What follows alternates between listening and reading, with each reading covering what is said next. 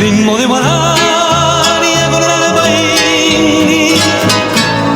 Así es mi tierra, vengo yo ya. Y en la madrugada muy lejos se oye rasguear de guitarra me hueca tu mí. Es la serenata la madre indiana. Así es mi tierra, vengo yo ya.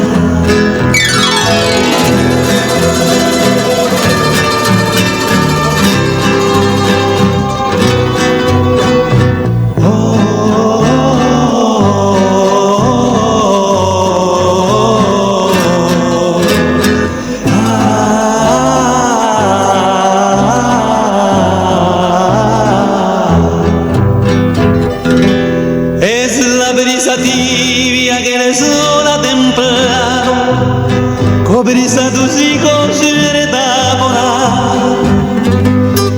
Es cuando comienza la humilde burrera su trote diario rumbo al mercado Maepina.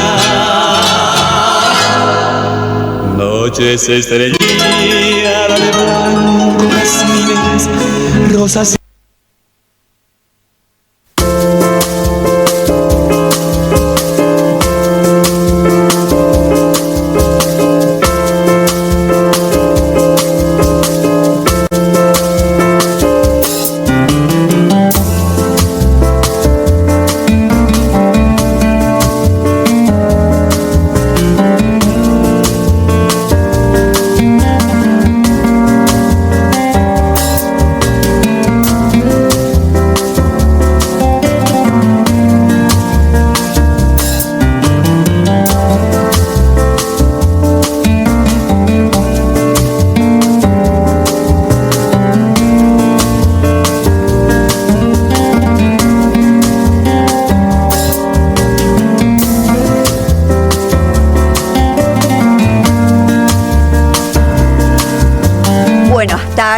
Buenas tardes, gente linda.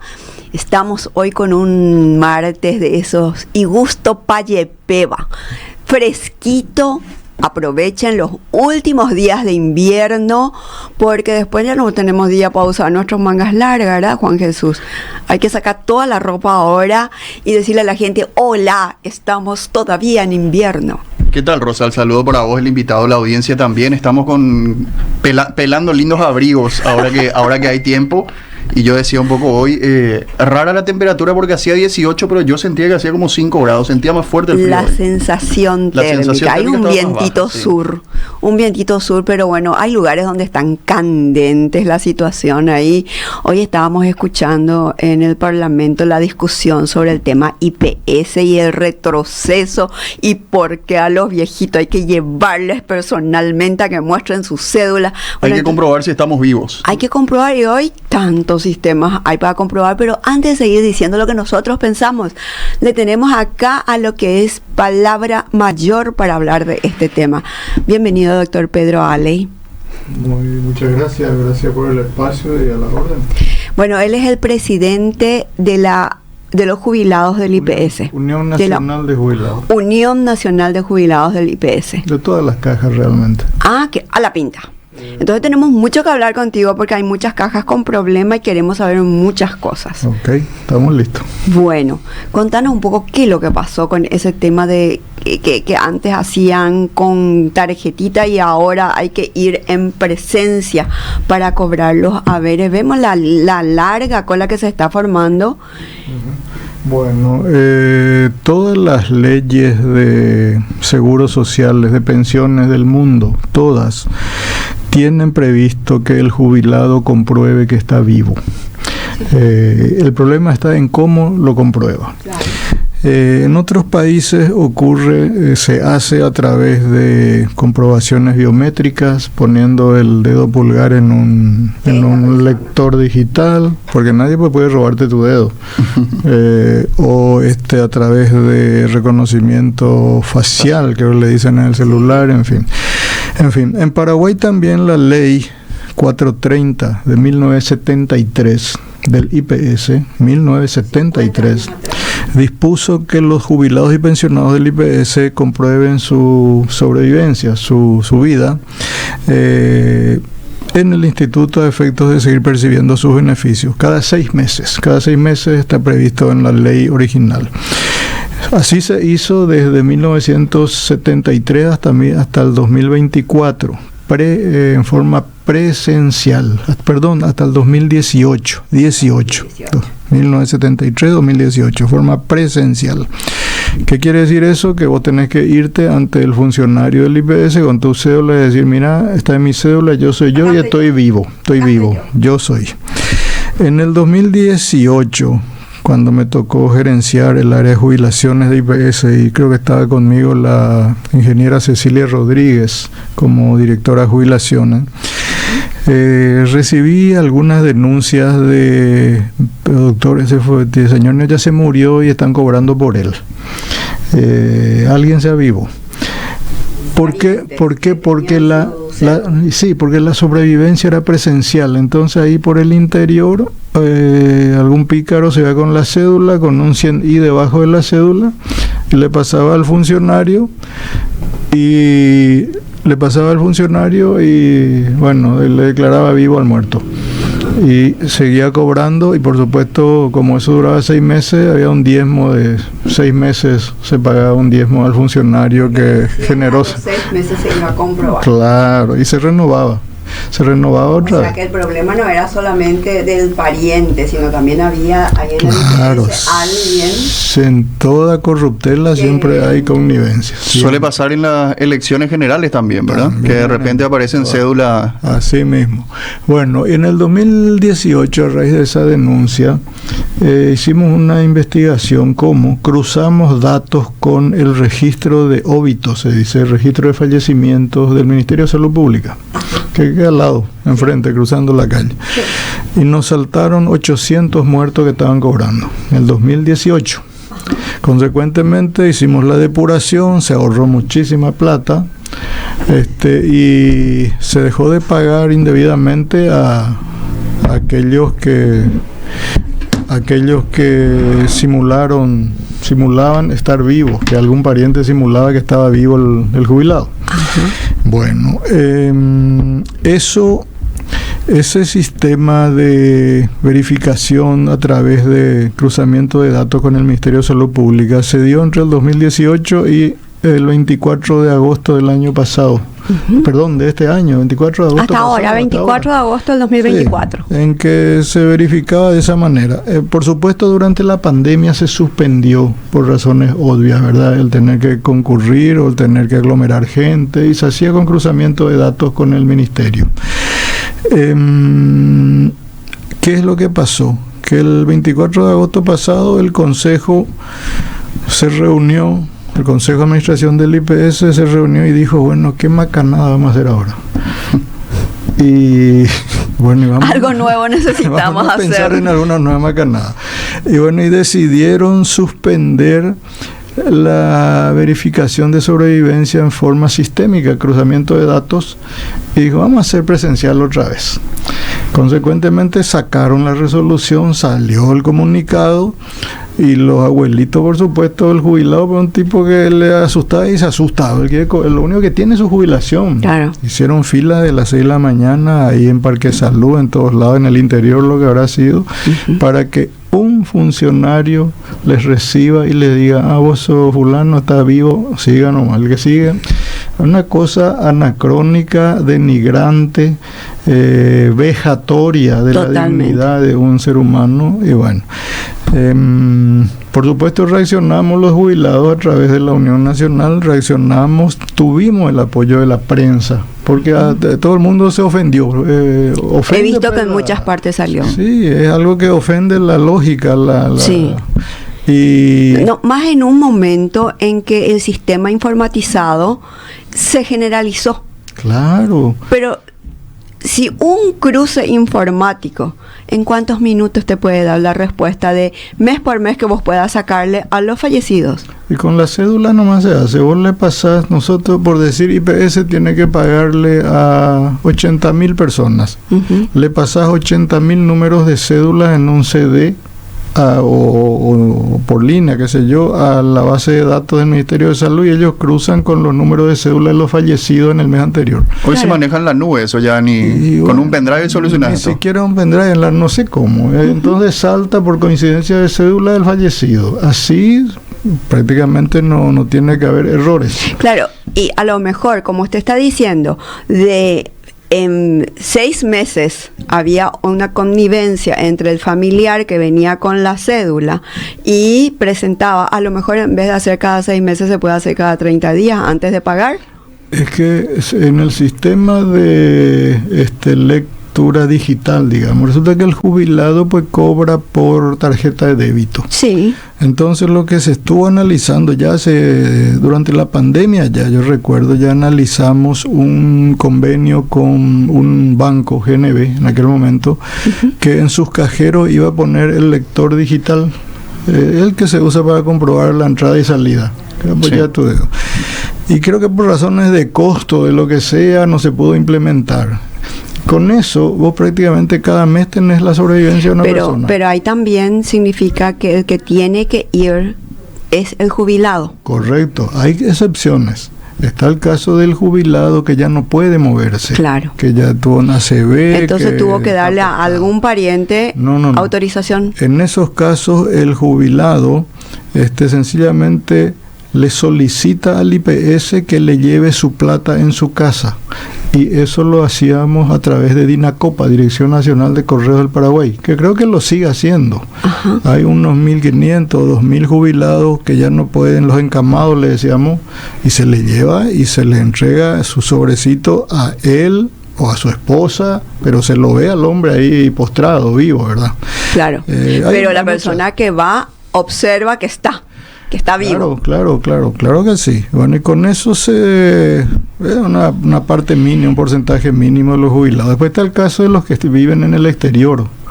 ¿Cómo iban a hacer para venir cada 3 meses ahora a comprobar su sobrevivencia los que viven en España? Los paraguayos jubilados que viven en España o en Argentina. Tenían Sí. que venir a hacer su sobrevivencia e irse otra vez cada 3 meses. O sea, un absurdo. En algún momento se recurrió a que se quite una foto con el diario, con la tapa del diario del día, y envíe esa imagen a un WhatsApp predeterminado del IPS para que entonces se constate que está vivo en esa fecha. No sé si eso sigue o no, pero de cualquier manera, en una época en la que todo está tecnificado, Sí. en la que existen bases de datos en todas las instituciones, en la que tenemos un Ministerio de Tecnología de la Información, Sí, el MITIC, MITIC, con un sí. presupuesto enorme para informatizar la gestión pública. El Consejo de Administración se le ocurre la tontera de volver a 1973. Entonces uno se pregunta, ¿qué análisis lo que hacen? No miden pico la reacción de la gente. No miden la indignidad que le están imponiendo, porque no es que reaccionan por reaccionar. Es que hay personas que le cuesta mucho. Yo veía a una señora de 92 años que se tenía que ir a mostrar su cara y comprobar que estaba viva. Y vos pensás, ahí hay una cosa que enseguida sugirió, hay una de las personas que estaba conmigo y que me pareció muy válido. Digo, pero si alguno, la falta de ética, la falta de honradez en realidad es de ambos, si es que es eso, esa connivencia que hay. Pero, ¿por qué no se les sanciona a esos 800 que fueron pillados, que estaban cobrando un haber jubilatorio de su papá, de su pariente? ¿Por qué no se le sanciona? ¿Se le sancionó? ¿Se le sancionó? Fueron En sancionados, 2018, en aquel momento. ¿Cuánto? Lo primero, se interrumpió el pago a la persona indebida, ¿verdad? Correcto. En segundo lugar, se iniciaron acciones penales. Ajá. Porque una simulación de... Totalmente, simulación de documentos. Exactamente, o apropiación de un documento ajeno. Apropiación de identidad, si se quiere. Claro, digamos que ya corrió por cuenta de la dirección jurídica en ese momento y sí se sancionó. Y no sé si se recuperó todo, porque en muchos casos se trataba de gente muy del interior, bastante humilde, que hacía esa trampita para sacar una ventaja. Y la suma cobrada, digamos, era varios millones y le va a demandar a alguien que no tenía ni para... En fin, pero Lo importante es impedir. No que ocurra y luego sancionar, sino impedir. Y el impedir, lo preventivo pasa por sistemas electrónicos de procesamiento de datos. Totalmente. No, pero aparte que en un momento en que el Paraguay está metido, todas las instituciones públicas están metidas con la informatización, no puede ser este retroceso. No puede ser. Y vos sabés que en este tema del cruzamiento de datos entre instituciones públicas es bastante relativo el éxito que hay. Por ejemplo, con el Ministerio de Salud, bueno, no te pueden enterrar si no comunican al Ministerio que vos falleciste.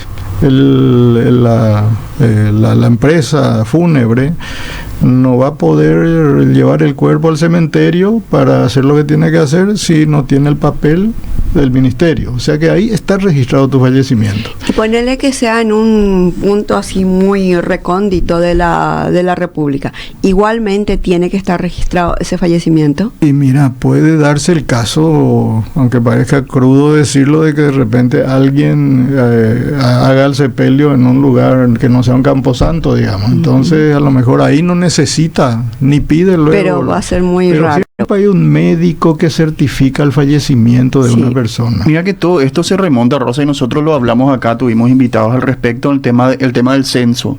Sí. Que los números me parece que todavía no terminan de estar claros, que estaban acercándose a cómo están los resultados del censo, más allá de datos que dábamos anteriormente de que la gente salió de Asunción o de si hay más o menos gente joven. Esto justamente se decía, las personas activas, las personas no retiradas, los no jubilados, creo que se podría medir directamente con el movimiento que van haciendo, el pago de impuestos, el pago de tarjetas. Uno habla menores de edad, bueno, vamos a educación inicial, todo eso se puede ir midiendo. Pero a mí me parece muy llamativo que, sinceramente, con la cantidad de tecnología que tenemos ya a nivel global, Pedro, vos me sabrás decir, esta cuestión no ocurre solamente en Paraguay y en países vecinos, seguramente que tienen maneras mucho más inteligentes de medir, ¿verdad? Porque yo acá huelo un poco de viveza más que otra cosa en el hecho de querer decir, tenés que traerle acá, porque eso da pues para dame un 100.000 y cerramos. Sí, pero parece esa corruptela del funcionario que con la cédula del fallecido hay un billetito ahí abajo, entonces el tipo declara que está vivo. Pero ¿a quién le conviene? A ese funcionario. Pero ¿de dónde salió esta orden? Salió del Consejo de Administración. Fue una resolución de la máxima autoridad del IPS que dijo, bueno, volvemos a 1973. Quiero pensar mal. Los abogados pues siempre pensamos mal y decimos, piensa mal y acertarás.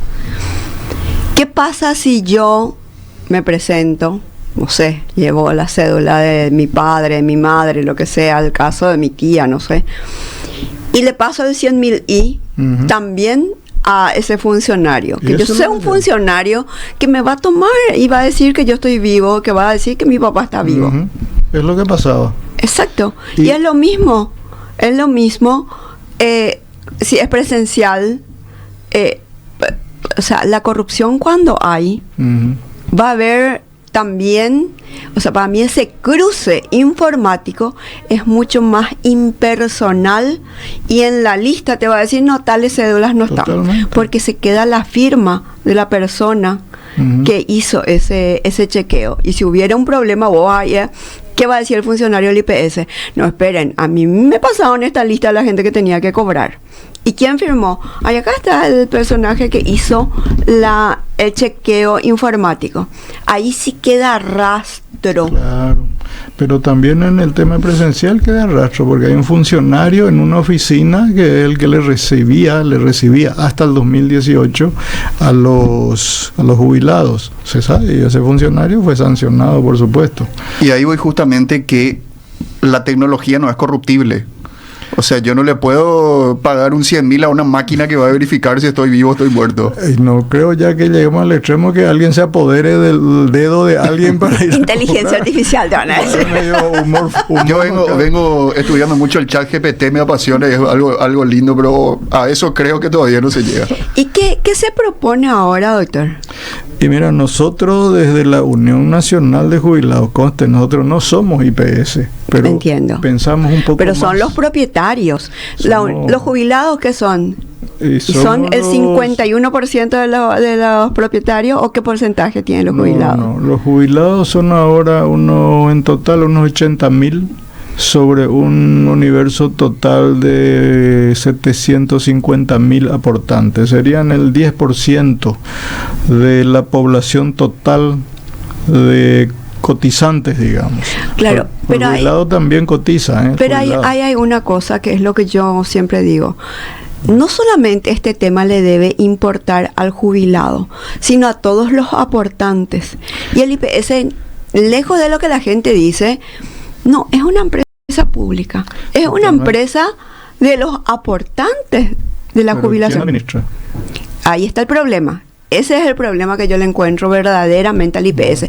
Y quiero decir que no sé, hasta ahora yo ya intenté buscar el por qué está administrado por el sector público cuando los propietarios son los que pagan mes por mes. Y hay que entender que cuando se creó el IPS en 1943-1950, el modelo era ejecutivista, digamos. Había un presidente de la República, en aquel momento Higinio Morínigo, era el gran tendota. Casi no había un legislativo, para qué vamos a mentir, no era Sí. ejecutivista, por no darle otro nombre. Se crea el IPS y se decide, bueno, sus autoridades van a ser un presidente, muy bien. ¿Quién le va a designar? El presidente de la República. Va a haber un representante del Ministerio de Trabajo, hoy sí hay. ¿Quién lo designa? El presidente Presidente de la República otra vez. Del Ministerio de Salud, el presidente de la República. Y los representantes de los aportantes, el representante de los trabajadores, dice la ley que de trabajadores, empleadores y jubilados se eleva una terna, 3 nombres. ¿A quién? Al presidente de la República. Otra vez. Pero finalmente en esa terna que se eleva ya hay un preacuerdo. Por ejemplo, los empleadores rotan. Un año le toca a una asociación rural, el otro año a la asociación verde, el otro año a la asociación roja, y van rotando. Los trabajadores también rotan o se ponen de acuerdo con el ejecutivo y designan a alguien que es funcional al ejecutivo, como es el caso de ahora, que está el señor Ifran Dietrich. Y los jubilados también de una terna, pero todo eso es, con perdón de la palabra, ficticio. ¿Por qué? Porque ya está preacordado, a tal punto que nuestro representante de los jubilados es simpático. Hasta el 2010 era un señor llamado José Jara Rojas, presidente de la seccional de, creo que es Lambaré. Termina el periodo y lo reemplaza otro jubilado, por supuesto, llamado don Roberto Brites, presidente de la seccional vecina de Villa Elisa. Se va Roberto Brites en el 2020, cuando asume Peña en el 2023, se va Roberto Brites, y ¿quién le reemplaza? José Jara Rojas otra vez. El presidente de Lambaré otra vez. Anterior. O sea, estamos- hay solo 2 jubilados que valen la pena en este país para estar en el Consejo, y los 2 son coincidentemente presidentes seccionales. Y sometidos al sistema. Y por supuesto nuestros representantes, no sé si ustedes en este papelón que se hizo lo escucharon hablar al representante de los jubilados. Nadie lo conoce. Nadie, no dijo nada. abre la boca ni para bostezar. Entonces, los jubilados en esa situación, la Unión Nacional de Jubilados reacciona. Y muchas veces nos tratan de alarmistas, de argeles, pero ese es nuestro papel, porque finalmente estamos defendiendo tu jubilación y la de todos ustedes. Claro. Yo quiero saber un poco, justo en Paraguay nosotros tenemos, y el presidente de la República asume, y en su segundo año, tercer año de mandato ya está planificando cómo va a ser su carrera política para la siguiente asunción. Y nosotros tenemos al Tribunal Superior de Justicia Electoral trabajando directamente, y yo lo manejo, la información que tengo o que aparecen siempre es cuando hay elecciones presidenciales y municipales.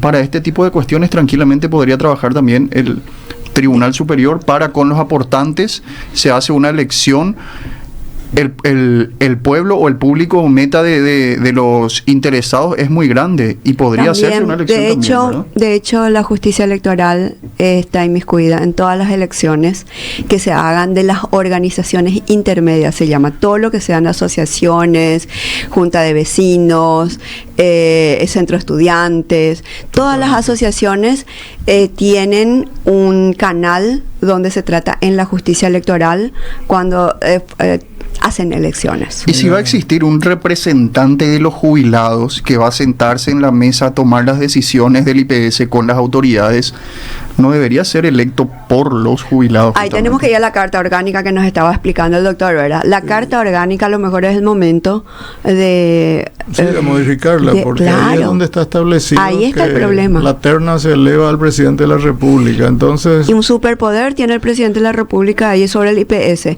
Y los aportantes, que son los que tienen el problema, también deberían estar interesados en cómo se le está tratando a los jubilados hoy, porque los jubilados de mañana van a ser los mismos aportantes. O al revés, el aportante es un jubilado en potencia. Exacto. No sabe nomás todavía. Pero es un jubilado, no, pero sabe muy bien, por eso está aportando. Aporta porque sabe que va a tener su jubilación, o si no ya estaría inconstitucionalidad, ya estaría diciendo, ¿verdad? Ahora, en este momento hay otra crisis en ciernes, en camino, con el Ministerio de Trabajo y con el Ministerio de Economía, que le involucra a nosotros, los jubilados. De Yehuma, la Unión, estamos denunciando y vamos a iniciar las acciones judiciales correspondientes. ¿Qué pasa? La ley de superintendencia de jubilaciones de reciente promulgación, principios de este año creo que fue, que está muy bien, el control es necesario. Claro, totalmente de acuerdo. Salió esa ley y crea un Consejo Nacional de Seguridad Social integrado por el presidente del Banco Central, el ministro de Economía, la ministra de Trabajo y la misma cosa, un representante de trabajadores, de empleadores y de jubilados. IPS 2.0. Repite el mismo modelo, pero ¿qué ocurre? Que nosotros logramos que en la ley el representante de los jubilados diga textualmente será electo por los jubilados. Será electo.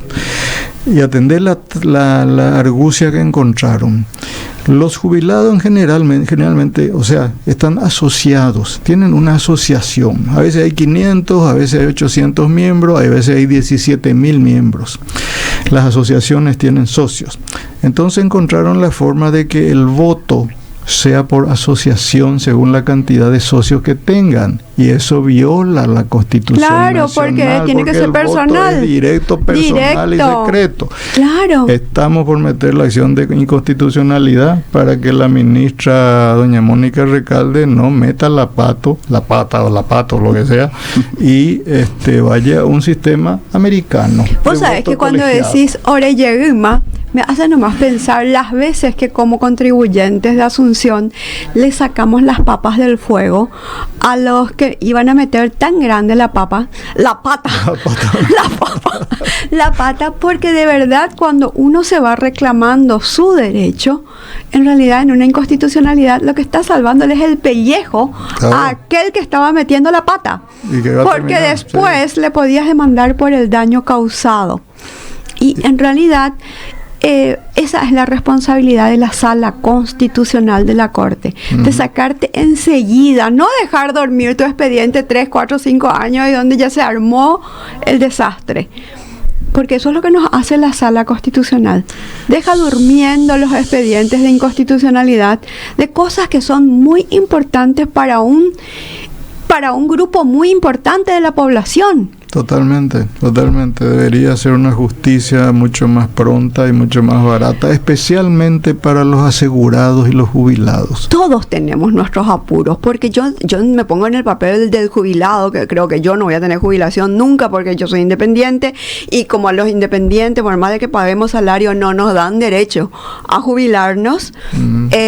Bueno, pero siempre me pongo en el papel de los jubilados, porque es la persona que toda la vida aportó parte de su salario para tener una vida digna hasta el final de su vida. O sea, tener las condiciones de dignidad es lo que le fue mes por mes empujando a aportar. Mira, lo que estás comentando me lleva a un razonamiento así rápido para ir cerrando. El tema de que en el Paraguay falta un fuero específico de la seguridad social. Sí. Porque es una especialidad jurídica Sí, que está a caballo entre lo laboral, entre lo contencioso administrativo. Está ahí, entonces... Y no es ni uno ni lo otro. Entonces, ¿quién decide? De repente un juez en lo laboral decide en temas previsionales y no los conoce, o el Tribunal de Cuentas no conoce, o mira, es un híbrido que genera problemas. Debería analizarse en alguna reforma del Código de Organización Judicial, me parece, la creación del fuero de la seguridad social, como ocurre en la Argentina, con jueces especialistas en el tema, porque es una especialidad. Sí. Es una especialidad. Y más en este momento en que la seguridad social en Paraguay o el sistema previsional se está complejizando mucho. ¿Por qué? Porque vos tenés una sola caja sana, previsional, IPS. En salud está enfermo, sabemos que está con el agua al cuello, pero la caja IPS de pensiones... ¿Cuántas cajas hay? 7. ¿Cuáles son? IPS es la más grande, 800.000 cotizantes, 80.000 jubilados. Le sigue la caja fiscal, 250.000 cotizantes. ¿La caja fiscal sería la de Hacienda? La del Ministerio de Economía ahora. Ah, Economía ahora, sí, claro. Luego la bancaria, las pequeñitas ya, la bancaria, la caja parlamentaria. También hay caja parlamentaria. Luego está la caja Andes, la caja Itaipú, y tal vez me olvido de la caja municipal. Que también está haciendo aguas la caja municipal. Está en quiebra. ¿Cuál es la diferencia? Y con esto es lo que la gente tiene que entender.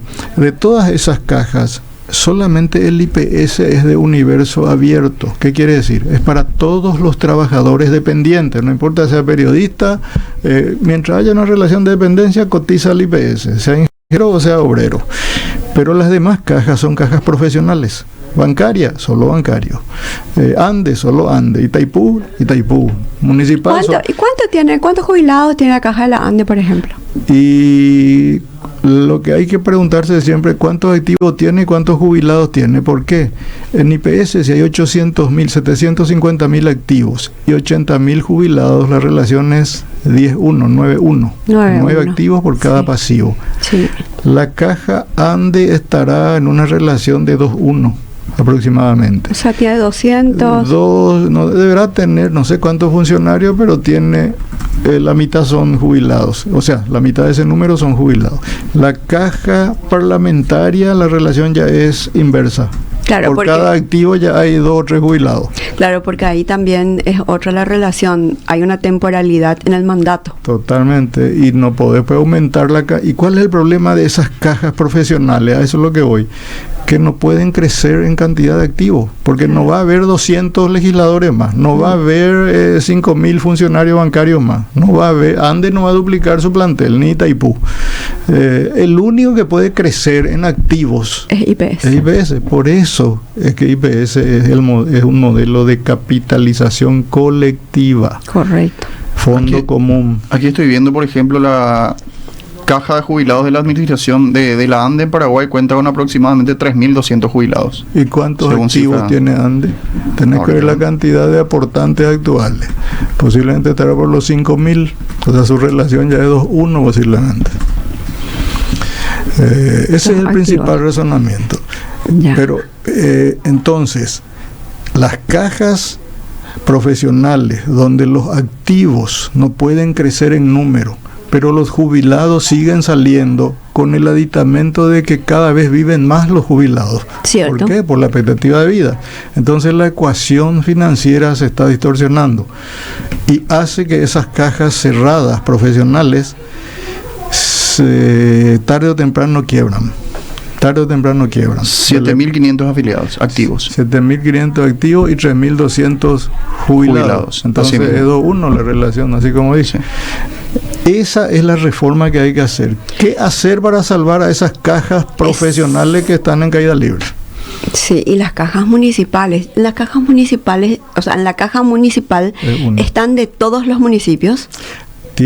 ¿Cuántos empleadores cotizan a la caja municipal? 262 municipios son obligados a cotizar como patrones. ¿Sabe cuántos están al día? Sí. 4. Hay de 262. 4 municipios. Asunción tiene una gran deuda entre ellos, es uno de los morosos. ¿Y cuál es el problema? Que al no haber cotización por parte de los activos, los patrones y los funcionarios municipales, ¿quiénes sufren? Los jubilados, ya no están cobrando, están acampando ahí sobre Presidente Franco, ¿qué se llama? Sí. Y Colón, ahí acampan para cobrar, imagínate. Esa es la situación de los jubilados de las municipalidades en Paraguay. Sí, sí. Y nadie se inmuta. Cuando nosotros presentamos una demanda, una acción de inconstitucionalidad sobre el tema, el Tribunal de Cuentas, fue una contenciosa administrativa, la Corte nos dijo: le demandamos a la Caja Municipal para que asegure el pago de una cantidad determinada de jubilados. Y el tribunal dijo: no, eso es responsabilidad, no es la Caja Municipal, es responsabilidad del Ministerio de Hacienda en ese momento. Entonces se corrió traslado al Ministerio de Hacienda. El Ministerio de Hacienda contestó: no, eso es responsabilidad de la Caja Municipal. Entonces se tiran la pelota y en el medio está el pobre jubilado en la calle. Exacto. Y ahora yo he visto que hay una ley por la cual se unificaron las cajas. No Porque es una ley. No se unificaron. Lo que hay es un sistema que se llama de intercajas. De intercajas. Que te permite, por ejemplo, que vos entraste a trabajar en la empresa Pedro S.A. y tenés 10 años de aporte a IPS. Sí. Luego te fuiste a un banco, te fue bien, pasaste a un banco y tenés 8 años en un banco. Luego pasaste al sector público y tenés 10 años en un ministerio. Sí. Tenés 10 más 8 más 10, 28 años trabajaste. Llegás a la edad de retiro y no tenés nada. No tenés nada porque en ninguna parte sumaste. En ninguna completaste. Entonces esa ley de intercaja te permite sumar 10 más 8 más 10, 28 años. Por todo tenés aportes. 28 años aportaste. IPS te pide como mínimo 15. Entonces IPS va a hacer un cálculo.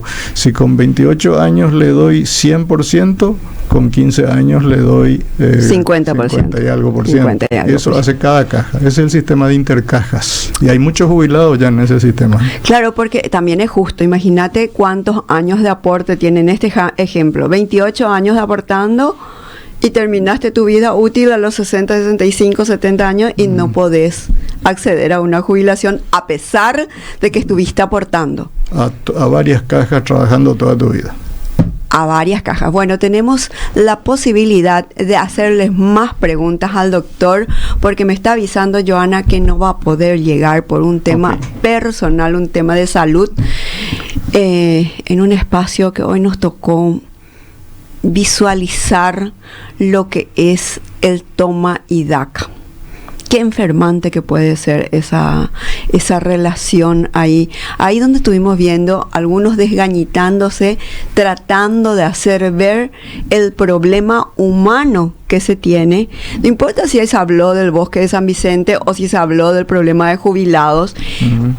Algunos diputados haciendo todo el esfuerzo por probar, por demostrarle a sus colegas, concientizarles del problema que se le crea a la gente. Y hay alguno que no le importa un bledo. Solamente le importa qué negociación está haciendo de acuerdo a los intereses que se presentan en el momento. Esta semana justamente estuvimos en varios grupos hablando de la nube de humo en la que vive un poco la clase política, ¿verdad? Yo vi ahora en fechas de el festejo, el día de la Guarania, que es hoy, y veía por ejemplo a autoridades, si mal no vi, fue el intendente alzando un video con su señora ahí festejando, celebrando, que uno dice, bueno, por un lado está bien, es lindo que se valore un poco el arte nacional y qué sé yo, pero cuando uno sabe, quizás es solamente mi impresión o tengo una vista errada, pero la figura pública del intendente hoy puntual no es positiva. Y me imagino que él está al tanto de eso. O quizás yo estoy totalmente errado y sí tiene una buena figura pública, una buena imagen pública. Pero ese tema de que viven en una realidad distinta, eso se traslada a todos lados. Y les va a interesar el día que la gente aprenda a pasarle facturas en el momento del voto. Eso decía justamente porque cuando se llevan este tipo de discusiones, el tema de los jubilados, como bien decías, Rosa, el tema de los espacios verdes, uno dice, voy a llevar al Senado el tema del transporte público, y le preguntas a uno de ellos cuándo fue la última vez que se subió un colectivo. Probablemente muchos lo hagan, pero hay otros que seguramente no, hace por lo menos 5 o 10 años que no están pisando un colectivo. O sea, el hecho de estar un poco de acuerdo, al tanto de lo que pasa en la realidad, es algo que ya se va perdiendo. Siempre hay un poderoso caballero don dinero de por medio. No importa si se está hablando de los jubilados que le pasan el 100.000 y para decirle, acá estoy en presencia por más de que no lo seas. Ujú. O si hablamos de volver a votarle a una persona que, o decir, pues este no se merece ni un voto más y sin embargo ganó elecciones. Entonces hay un momento en que uno dice, ¿cómo se tergiversaron las cosas? Y cuando hablamos de este tipo de problemas, cuando estamos hablando de hoy del problema del jubilado, ¿quién no tiene una abuela, una tía, un tío abuelo que está sufriendo este problema? Totalmente. Mira, la Unión Nacional que me toca presidir es una organización civil sin fines de lucro apolítica. Es decir, apolítica en el sentido no tenemos... Apartidaria sería. Apartidaria, pues todos somos políticos finalmente. Finalmente esto es hacer política. Humano, un animal estamos político. hablando en una mesa y eso es... Pero apartidario político. Y en ese contexto hemos ido muchas veces al Congreso a debatir algunos proyectos de leyes, como el caso de la ley de superintendencia, de jubilaciones, que queríamos que se debata más, pero hubo un apuro porque hay una orden que vino de afuera de sacar la ley, toda una historia ahí con el FMI, etcétera. Hemos ido al Congreso y realmente es llamativo la poca capacidad de análisis, llamémoslo así, de muchos referentes que están sentados en el Congreso en diversos escaños con salarios que pagamos todos. Sí, así es. Y con muy poca capacidad de análisis y menos capacidad de entender problemas complejos. Y salíamos, nos agarramos la cabeza de repente con quién lo que vinimos a hablar, porque no sabía, no entendía. Bueno, entonces eso también hizo que la Unión Nacional, nosotros adoptáramos una actitud un poco didáctica. Ajá. Vamos a enseñar entonces, ya que somos jubilados del sector público y privado, gente muy preparada, está en mi equipo, muy inteligente, con mucha trayectoria. Empezamos a hacer lo que se llama nuestra escuelita Pujari. Ajá. Le invitamos a la gente y les enseñamos lo que son sus derechos, principalmente a los trabajadores y a los jubilados en materia de seguro social. Tenemos programas de radio, y recorremos el país haciendo reuniones con las asociaciones de trabajadores y de jubilados, a donde nos inviten. Ya habré hecho más, parezco un político ya tanto que recorre. Estuviste haciendo campaña. Sí, pues no hay ninguna intención de política detrás, sencillamente de pedagogía. Y da gusto porque le conoces a la gente del interior y nunca falta ahí el asadito y te reciben bien. Y nos damos cuenta de la poca formación también que tiene nuestra población en materia de sus derechos en general, especialmente en lo que hace al seguro social. El trabajador paraguayo en realidad no sabe ni para qué aporta. Cierto. No sabe no sabe luego que es la obligación de su empleador inscribirle. Él no sabe que tiene derecho a ser inscrito en el IPS e inscribir en el programa de salud a su familia. Y cuando le contás eso y le decís, ¿y tu 9%, cuánto te quitan de tu sueldo? Y tantos guaraníes, ¿cuánto eso es 9%? ¿Y sabe dónde se va? No, no sabe. Ahora, Pedro, Y menos para controlar si ese 9% que le destararon va a lo efectivamente, Es que es lo que le lógico. está pasando mucho a la caja municipal. Acá estamos hablando a propósito de que los jubilados no se les cuenta o no se les enseña. A mí me gustaría hablar un poco con la diputada Joana sobre justamente esta lucha que hacemos en el Bosque de San Vicente tiene que ver con los jubilados de la ANDE. Y me encantaría poder llamarle a ver si podemos llamarle, porque tenía que estar presente por un problema de salud, no está, pero esto se está tratando en el Parlamento y muchas veces los directivos de la caja no le cuentan la realidad a sus aportantes, a sus jubilados. Y lo que estás contando, doctor, me parece tan válido, de tener que enseñarle sus derechos y tener que enseñarle de dónde salen los fondos para que ellos en su ancianidad puedan cobrar, cómo se hace para cobrar, cuáles son los bienes de que disponen en esa caja, cómo se genera ese 9% que se le fue destarando, dónde se aplicó, cómo es, para que la gente tenga conciencia de lo que está sucediendo. Mira, cuando vos mirás Latinoamérica, ves que hay un país modelo en materia de protección a través de la seguridad social, Uruguay. Te iba a decir, Uruguay es tiene fantástico. 97% de su población tiene cubierta. Vamos, le tenemos al aire, dice, vamos a hablar un poco con la diputada Joana. Hola, Joana. Buenas tardes, Rosa. Buenas tardes a Pedro también, que está ahí, creo que le escucho. Buenas Sí, está Juan Jesús también.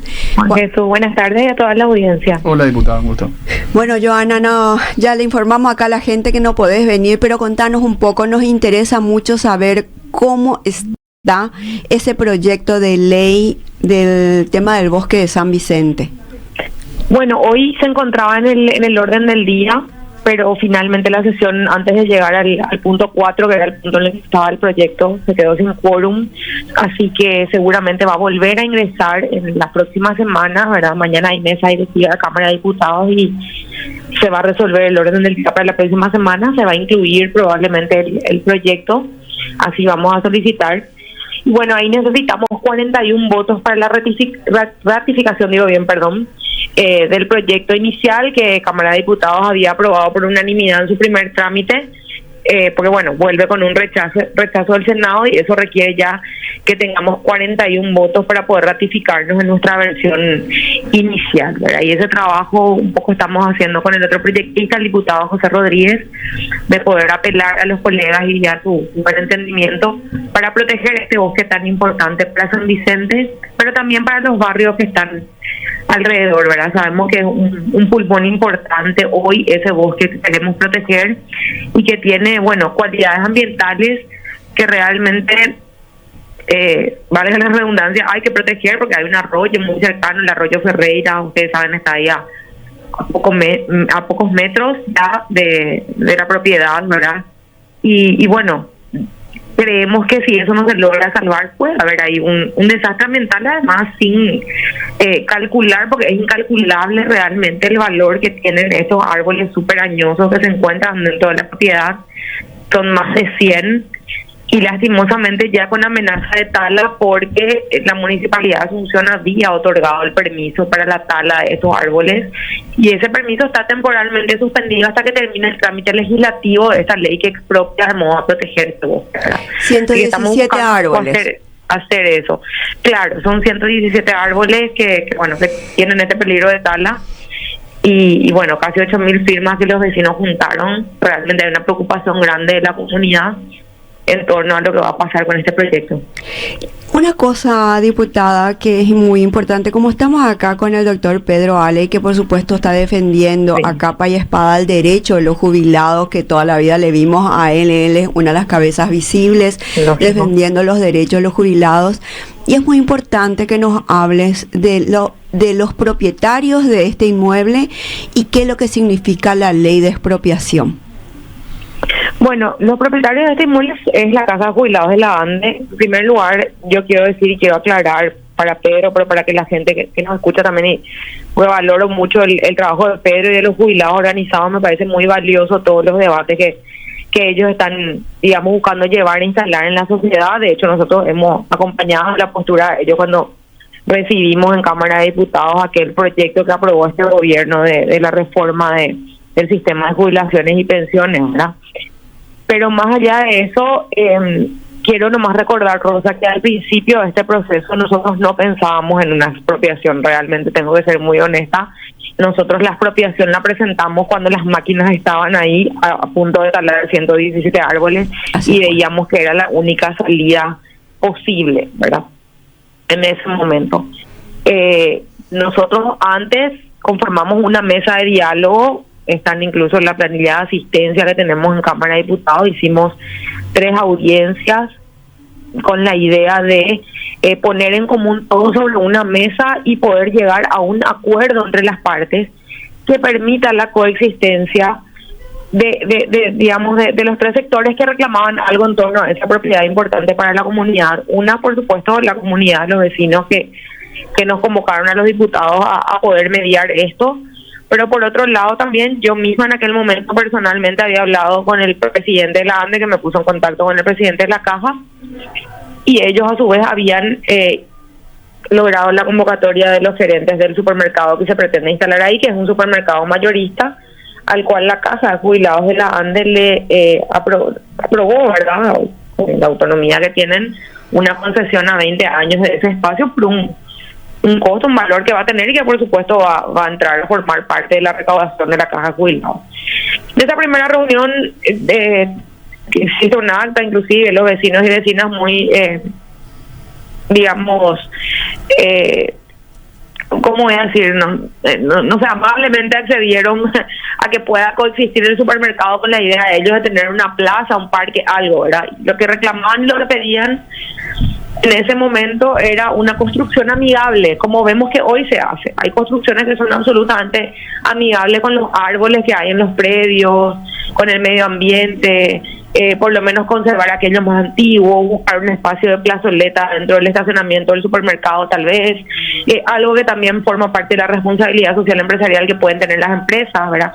O sea, pensábamos más bien una salida intermedia, y lastimosamente son ellos, los de la Casa de Jubilados y los del supermercado, los que no se han presentado a las siguientes mesas de diálogo. Es decir, cuando ya convocamos 3 reuniones y ellos no se presentaron nunca más, cuando ellos se habían comprometido a traer los planos, a discutir con un grupo de técnicos cómo iban a hacer esto, nos dimos cuenta que ellos no estaban, digamos, de acuerdo en encontrar una salida con la comunidad, ¿verdad? Y que ellos iban a seguir ahí entendimos que presentaron un trámite, que siguieron con su trámite en la municipalidad hasta obtener el permiso y cuando las maquinarias ya entraron ya sabíamos que no había vuelta atrás con esos árboles, ¿verdad? Y el permiso, yo lamento perdón un ratito, pero el permiso que se le concede a la caja, a la Caja de Jubilados de la ANDE es justamente un proyecto que le da permiso a destroncar la totalidad de los 117 árboles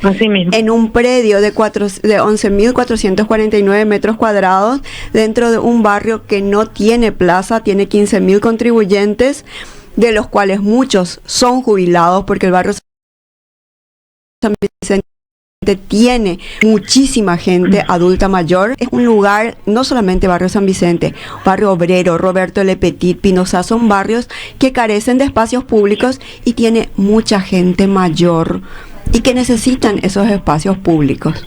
Así es, Rosa. La verdad que hay responsabilidad compartida, ¿verdad? Porque el hecho de que no haya espacios públicos naturalmente es responsabilidad del municipio y sus sucesivos gobiernos locales que no hicieron nada, ¿verdad?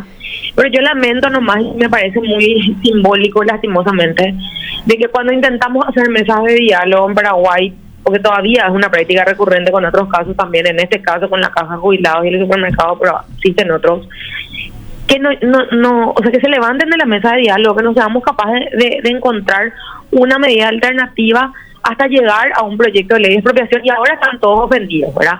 Entonces yo entiendo la preocupación lógicamente de quienes se pueden ver afectados en la recaudación de la caja, y es mi preocupación principal, que digo, desde que se apruebe yo tengo que ocuparme de eso, ¿verdad? Porque yo por lo menos lo siento así, pero me parece que es un despropósito que estemos discutiendo hasta ahora cuando ellos fueron los que se levantaban de esa mesa de diálogo. Pero justamente estás no estaban tocando, obligados diputada. tampoco, ¿verdad? Pero podría haber sido una mejor salida. Y lo otro es, Rosa, el tema del pago, ¿verdad? Sí. Que bueno, acá me parece ahí también una serie de mentiras. Es cierto que las expropiaciones tienen sus complicaciones, pero los dos proyectistas fuimos parte de la bicameral el año pasado y vamos a volver a ser parte de la bicameral este año porque ya lo hemos solicitado y estamos comprometidos con darle seguimiento para que una vez expropiada, si eso logramos consumar en el Poder Legislativo, podamos nosotros mismos encargarnos de incluir ese presupuesto dentro del presupuesto general de gastos de la Nación, y se hace una tasación, hay un espacio de diálogo entre las partes, de hecho, para acordar un precio de mercado, es decir, la Caja de Jubilados de la ANDE no va a perder, pues entonces le va a pagar a precio de mercado el valor de la propiedad. Y agrego más, Rosa, y como información, y ahí dejo, no sé si Pedro tiene algunas reflexiones o hay alguien que quiera participar o hacerme más preguntas, ¿verdad?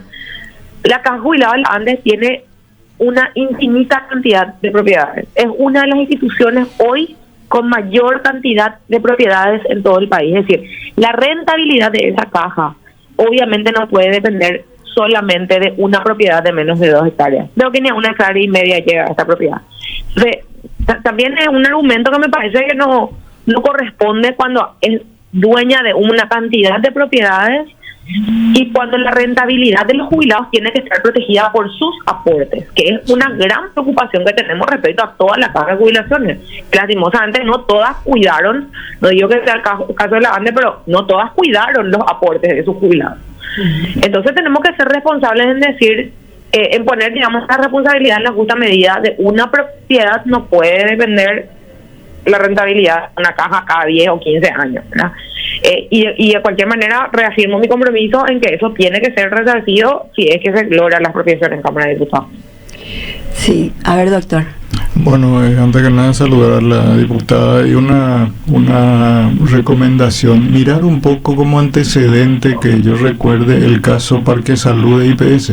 Ah, cierto. Y inclusive la propiedad que está frente al Banco Central, no solo la de Parque Salud, sino la que está, digamos, en diagonal, donde hoy hay estacionamiento, todo eso ¿cierto? Es de IPS.